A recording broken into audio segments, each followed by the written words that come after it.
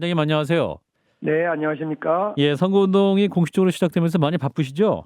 네, 아침 저녁으로 아침 인사도 하고 추위까지 곁들여져서 힘들어지고 있습니다. 예, 지금 이제 국민의힘에서 호남에 굉장히 공을 많이 들이고 있네요. 광주 전통시장에 가서 윤석열 후보가 복합 쇼핑몰을 유치하겠다.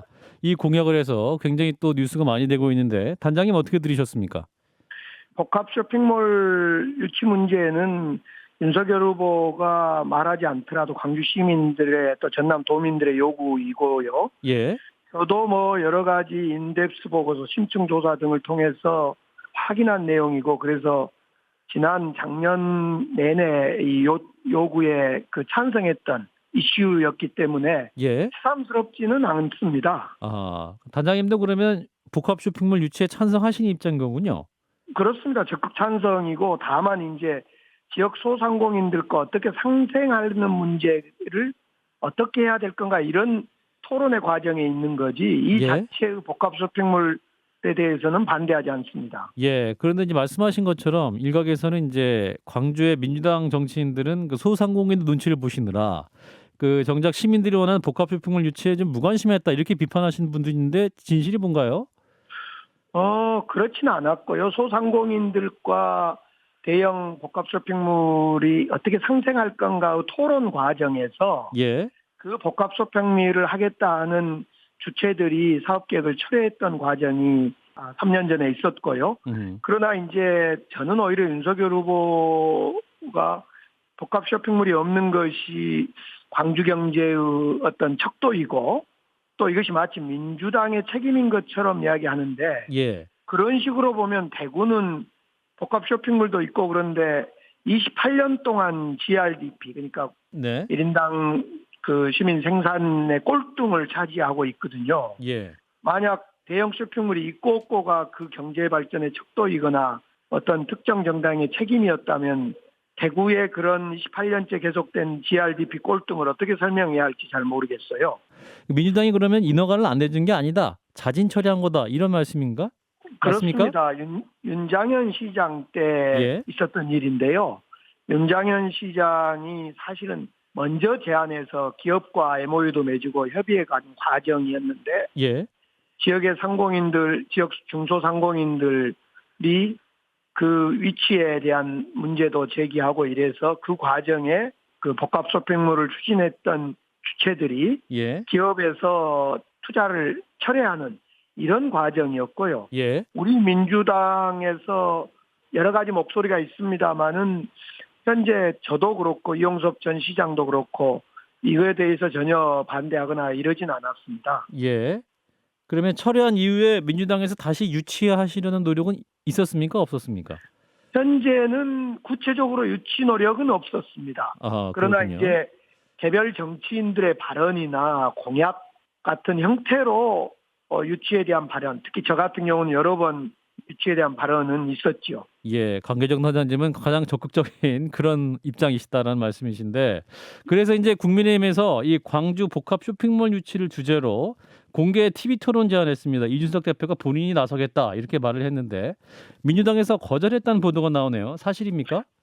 거절하지 않았습니다. 일단 송갑석 광주시당 위원장. 시당 위원장의 입장을 냈고 저도 입장을 냈는데요. 예, 저는 어떻든 복합 쇼핑몰은 반대한 사람이 없다. 이것이 전하 시당 송갑석 위원장의 공식 발언입니다. 예. 입장입니다. 예, 복합 쇼핑몰 정도로 지역 발전의 척도를 잴 수 없으니 예, 균형 발전 정책이나 7가지 윤석열 후보 공약, 또 이재명 후보가 10가지를 내놨는데 예. 이 10가지 공약을 털어서 함께 이준석 대표가 원하는 토론을 하자, 이런 입장입니다. 저희가 잠시 후 2부에서 이준석 대표와 또 전화 연결하거든요.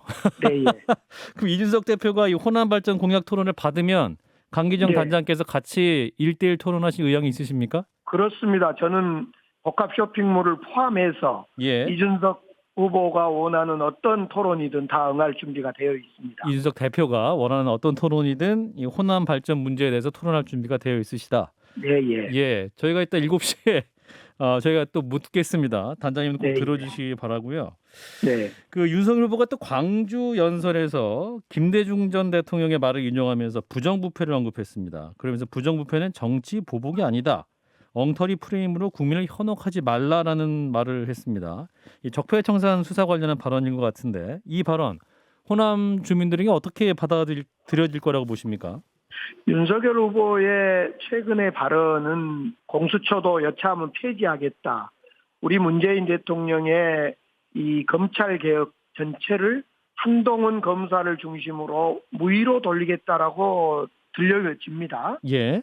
그래서 이제 대통령도 사과하라 이런 말씀을 하셨고 그에 대해서 윤석열 후보가 오히려 검찰 개혁을 역행하는 발언을 했단 말입니다. 예. 이건 대통령의 사과를 거부하는 것으로 보여지고요. 예.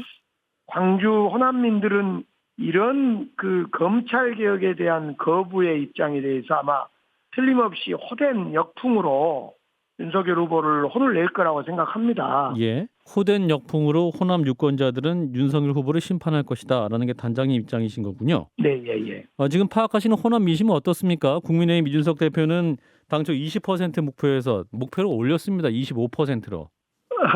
저는 이제 한 자릿수에 머무를 거다 이렇게도 얘기합니다만은 윤석열 후보가 호남에서 한 자릿수다. 한 자릿수 될 것이다. 윤석열 후보가 한 자릿수에 머무를 거다. 과거에 박근혜 대통령이 유일하게 후보 중에는 두 자릿수를 호남에서 얻었는데요. 예. 우선 검찰 개혁을 무산시키려 하는 저런 그 어떤 의도, 그다음에 균형 발전 정책에 대해서 충분한 정책을 내놓지 못하는 이런 것 때문에 예. 윤석열 후보가 뭐 200만 명한테 호남민한테 편지를 쓰거나 이준석 대표가 무등산을 산행을 하거나 이런 것들이 예. 호남민들에게 진정성 있게 다가가지 않을 거라고 보여집니다. 예. 그런 점에서 저는 윤석열 후보는 한 자릿수에 머물 수밖에 없다. 이준석 대표는 이제 윤석열 후보를 위해서 내놓은 비단 주머니 중에 가장 기억에 남는 게 호남 시민들을 향한 230만 개의 그 손편지라고 말을 했는데 그거 네. 효과가 없을 것이다라고 이제 단장님 보시는 겁니까? 호남민들은 편지가 중요한 게 아니라 아하. 구체적인 역사적 어떤 해안 지도자로서의 어떤 답을 내놓기를 바라고 있지. 예. 어떤 편지다, 또 무등산 산행이다 이런 것은 물론 그 노력 자체는 뭐 거부하거나 그러지 않겠지만은 그것 때문에 이 지지를 하거나 마음을 주거나 이러지는 않을 거라고 저는 판단합니다. 예, 알겠습니다. 단장님 바쁘신데 통화 감사합니다. 고맙습니다. 네, 감사합니다. 네, 지금까지 더불어민주당 강기정 호남 총괄 특보단장이었습니다.